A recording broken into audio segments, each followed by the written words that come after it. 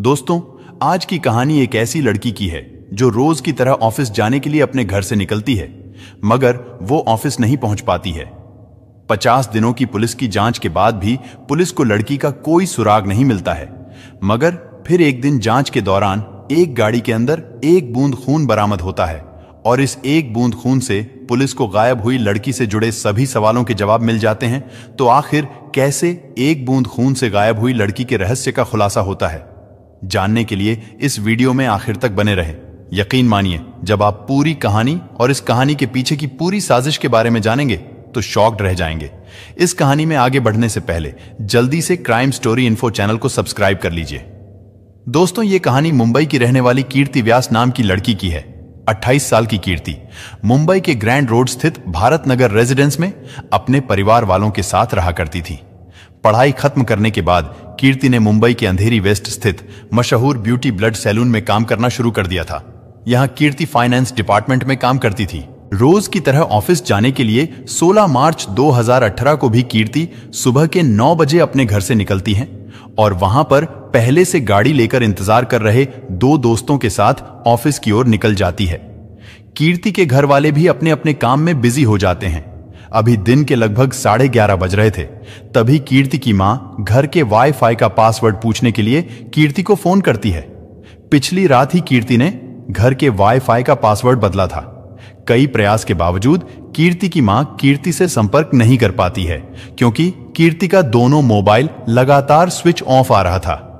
कीर्ति की मां को लगता है कि शायद कीर्ति काम में बिजी होगी, इसलिए उसने मोबाइल स्विच ऑफ कर लिया है। इसलिए वो भी कीर्ति को फोन करना छोड़ देती है और अपने काम में लग जाती है।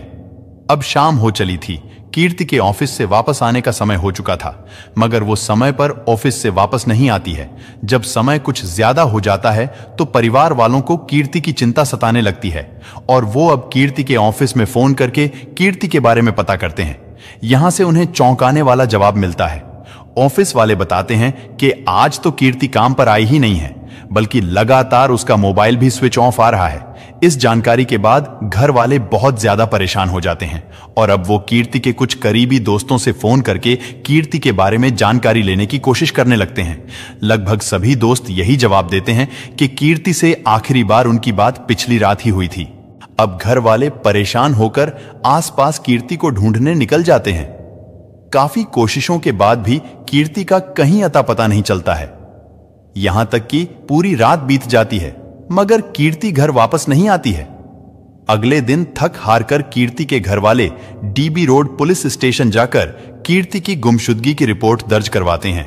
मामला दर्ज करने के बाद पुलिस वाले कीर्ति के ऑफिस जाकर जांच पड़ताल करते हैं और कीर्ति के बारे में जानकारी इकट्ठा करते हैं। इसके अलावा कीर्ति के दोस्तों से भी पूछताछ की जाती है। इसी पूछताछ में कीर्ति के 2 दोस्त सिद्धेश तमनकर और खुशी सहजवानी पुलिस को बताते हैं कि जिस दिन कीर्ति गायब हुई थी उसी सुबह कीर्ति इन दोनों की ही कार में ऑफिस के लिए निकली थी, मगर रास्ते में कीर्ति ने उनसे कहा कि वो उन्हें ग्रैंड रोड स्टेशन पर ही ड्रॉप कर दे, क्योंकि यहां पर उसे किसी से मिलना है। यहां से वो ट्रेन से ऑफिस चली जाएगी। इन दोनों दोस्तों के बयान की पुष्टि करने के लिए पुलिस वाले अब कीर्ति के घर के बाहर लगे सीसीटीवी फुटेज को खंगालना शुरू करते हैं तो सीसीटीवी में साफ नजर आता है कि 9 बजे के आसपास 16 मार्च 2018 की सुबह कीर्ति अपने घर से उतरती है। वहां पर सिद्धेश और खुशी पहले से अपनी कार लिए खड़े थे। इसी कार में कीर्ति बैठती है और फिर कार आगे की तरफ बढ़ जाती है। क्योंकि आखिरी बार कीर्ति को सिद्धेश तमनकर और खुशी सहजवानी के साथ देखा गया था, इसलिए पुलिस इन दोनों को इन्वेस्टिगेशन टीम का हिस्सा बनने को कहते हैं और इन दोनों से कीर्ति से जुड़ी छोटी से छोटी जानकारी और 16 मार्च 2018 को घटित एक एक चीज बताने को कहते हैं। ये दोनों पुलिस की जांच में पूरा सहयोग करते हैं, क्योंकि कीर्ति को आखिरी बार सिद्धेश और खुशी के साथ ही देखा गया था। इसलिए लोगों को शक होता है कि शायद इन दोनों ने ही कीर्ति के साथ कुछ गलत किया है, मगर कई दिनों की पुलिसिया जांच में यह दोनों बेगुनाह पाए जाते हैं। इतना ही नहीं, सिद्धेश और खुशी लगातार पुलिस को जांच में सहयोग भी करते रहते हैं। इसके अलावा दोनों फेसबुक और ट्विटर जैसे प्लेटफॉर्म पर कीर्ति को खोजने के संबंध में कैंपेन भी चलाते हैं। कुल मिलाकर पुलिस की नजर में 2 सस्पेक्ट थे और अब दोनों ही बेगुनाह साबित हो चुके थे। पुलिस के सामने अब चुनौती यह थी कि दिन बीतते जा रहे थे, मगर कीर्ति का कहीं भी अता पता नहीं चल रहा था।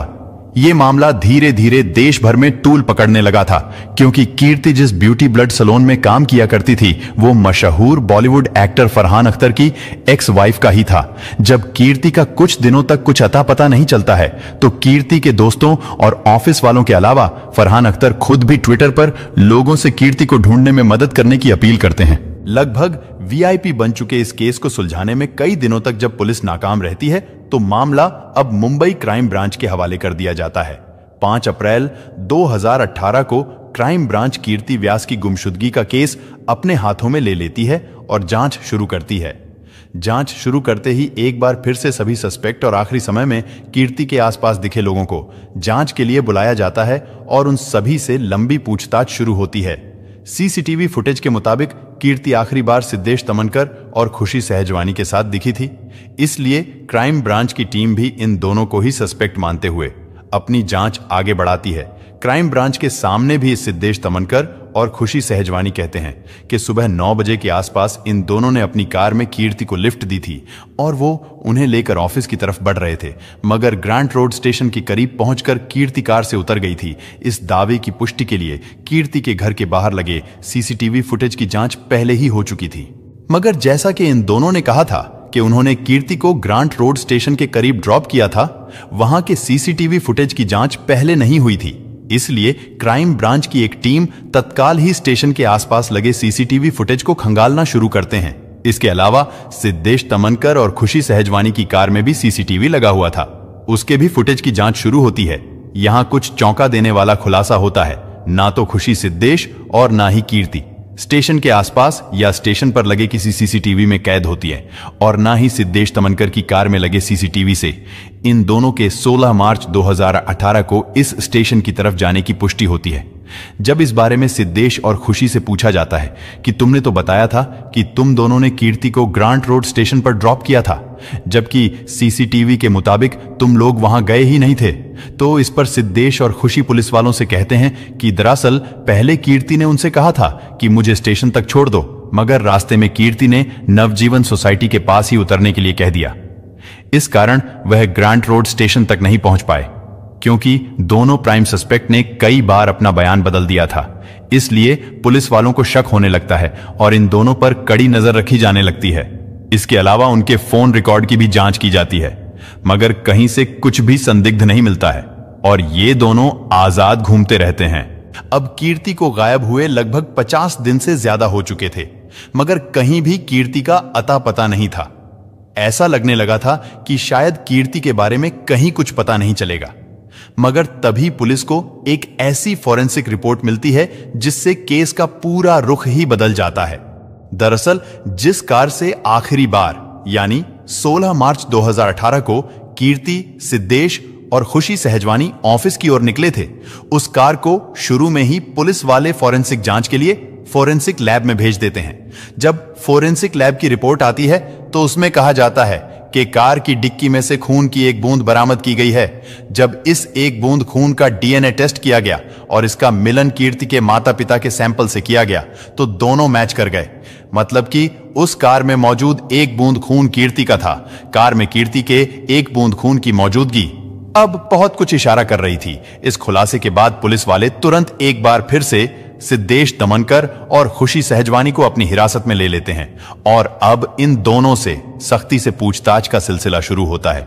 दोनों लंबे समय तक यही रट लगाए रहते हैं कि उन्होंने रास्ते में कीर्ति को उतार दिया था, उन्हें नहीं पता कि कीर्ति कहां गई है। मगर जब पुलिस वाले कार की डिक्की में मौजूद कीर्ति के खून के एक कतरे के बारे में पूछते हैं तो सिद्धेश तमनकर और खुशी सहजवानी कोई सटीक जवाब नहीं दे पाते हैं और फिर एक समय बाद पुलिस की कड़ाई के सामने टूटकर सच्चाई उगलना शुरू कर देते हैं। यह सच्चाई रूह कपा देने वाली थी। दरअसल कीर्ति फाइनेंस मैनेजर के तौर पर काम कर रही थी, जबकि यहीं पर खुशी सहजवानी कीर्ति की जूनियर के तौर पर काम करती थी और सिद्धेश दमनकर अकाउंट एग्जीक्यूटिव के तौर पर काम कर रहा था। सिद्धेश दमनकर यहां लंबे समय से काम कर रहा था और इसका परफॉर्मेंस भी ठीक ठाक था, मगर पिछले कुछ महीनों से वो टारगेट अचीव करने में नाकाम हो रहा था। इसके अलावा उसके काम में भी लगातार गड़बड़ी आ रही थी। इस कारण कीर्ति सिद्धेश दमनकर को एक नोटिस जारी कर देती है और उसे कहती है कि 16 मार्च 2018 तक या तो अपना परफॉर्मेंस सुधार ले, नहीं तो उसकी नौकरी चली जाएगी। इस नोटिस के बारे में 28 साल का सिद्धेश नमनकर अपने साथ काम करने वाली 42 साल की खुशी सहजवानी को भी बताता है। दरअसल खुशी सहजवानी पहले से शादीशुदा थी, मगर ऑफिस में वो सिद्धेश दमनकर के साथ रिलेशनशिप में आ जाती है। जब कीर्ति सिद्धेश दमनकर को नोटिस जारी कर देती है तो खुशी को डर सताने लगता है कि अब सिद्धेश को कीर्ति नौकरी से निकाल देगी, क्योंकि मार्च महीने में भी सिद्धेश दमनकर अपना परफॉर्मेंस सुधारने में कामयाब नहीं हो सका था। अब यहीं पर खुशी सहजवानी और सिद्धेश दमनकर मिलकर एक खौफनाक प्लान बनाते हैं ताकि सिद्धेश की नौकरी बचाई जा सके। प्लान के मुताबिक ये दोनों कीर्ति को फोन करते हैं और कहते हैं कि आज तुम हम दोनों के साथ ही कार से ऑफिस तक चलो। पहले रोजाना कीर्ति ट्रेन से अपने ऑफिस जाया करती थी। इन दोनों के कहने पर कीर्ति इन दोनों की इको स्पोर्ट्स कार में बैठ जाती है। कीर्ति के कार में बैठने के बाद ये दोनों कार को लेकर सुनसान इलाके में चले जाते हैं और रास्ते में कीर्ति से कहते हैं कि वो सिद्धेश दमनकर को नौकरी से ना निकाले। इस पर कीर्ति जवाब देती है कि इस बारे में ऑफिस मीटिंग में फैसला लिया जाएगा।